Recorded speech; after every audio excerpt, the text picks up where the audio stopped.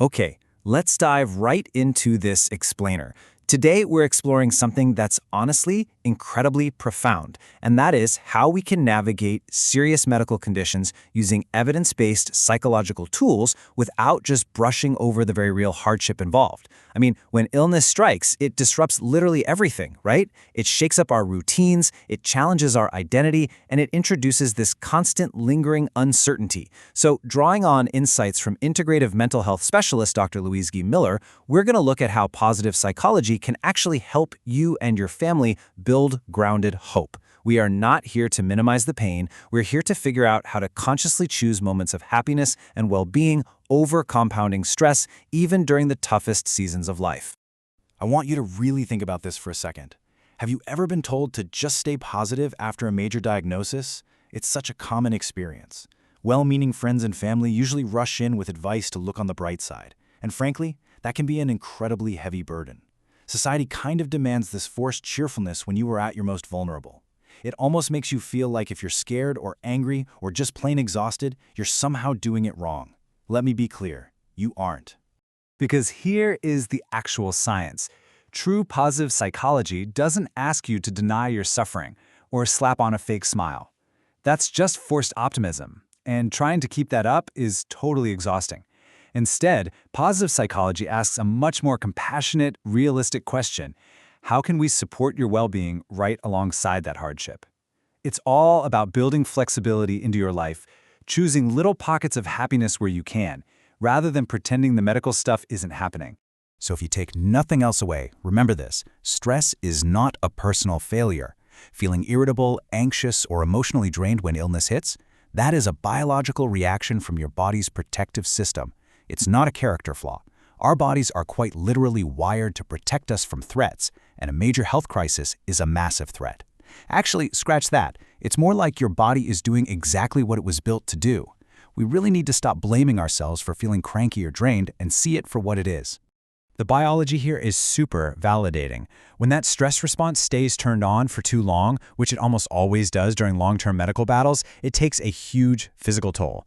A 2017 study by researcher B.S. McCruan looked at the biological realities of chronic stress, and it's a laundry list of strain: inflammation, immunosuppression, cardiovascular strain, sleep disruption, and just total profound fatigue. Basically, your engine is running in the red zone. This proves your exhaustion is rooted in hard science. So let go of the shame of failing to be perfectly happy and give yourself a little grace. All of this leads us perfectly into the coexistence paradigm.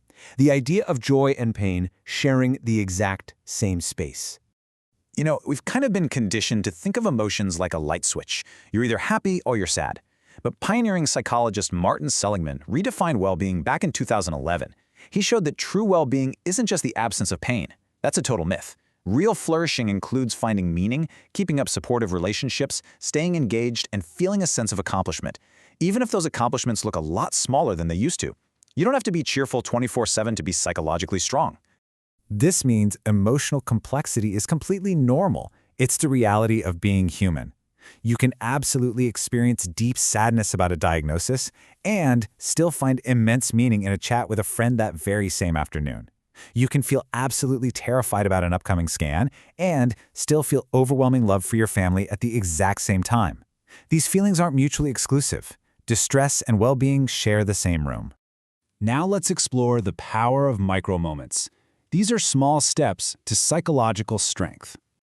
So it's one thing to get the theory, right? But when you're actually in the trenches, how do you practice this? Well, you do it small. Very, very small. Psychologist Barbara Fredrickson's 2001 research highlighted the incredible impact of brief positive emotions. We're talking fleeting moments. A quick flash of gratitude, a deep breath of calm, or 10-second connection with a nurse. Her work proves that allowing these tiny, brief moments to coexist with your grief actually broadens your perspective. It's choosing happiness over stress in microscopic doses, which builds massive resilience over time.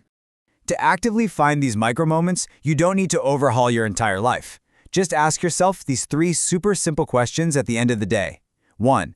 What gave me even 1% relief today? Maybe it was just a really good cup of coffee. 2. Who helped me feel supported? And 3. What strength did I use, even briefly? Did you advocate for yourself? Did you practice patience? Answering these helps you pinpoint little pockets of relief without denying your reality. I really want you to let this quote sink in, because it is the absolute anchor of this explainer. Illness may change what you can do. It does not erase who you are. A diagnosis might strip away physical abilities or totally rewrite your schedule, but the core of who you are, your humor, your intellect, your capacity to love, that is completely intact. You are still you, for sure, even on the darkest days. Ultimately, true resilience is not gritting your teeth and faking it. As the science shows us, true resilience is about building the psychological strength to move forward with clarity, compassion, and hope without ever denying your pain. It's empowering yourself to know your struggle and your incredible strength coexist. You're fighting a tough battle and you are totally allowed to feel the weight of it, while still choosing to crack a window and let the light in. So, as we wrap up this explainer, I want to leave you with a question to chew on. Instead of carrying that crushing weight of forced optimism to please everyone else, how can you give yourself a tiny fraction of grace right now? What will give you just 1% relief today? Find that 1%, lean into it, and consciously choose that moment of happiness. Thanks for exploring this with me.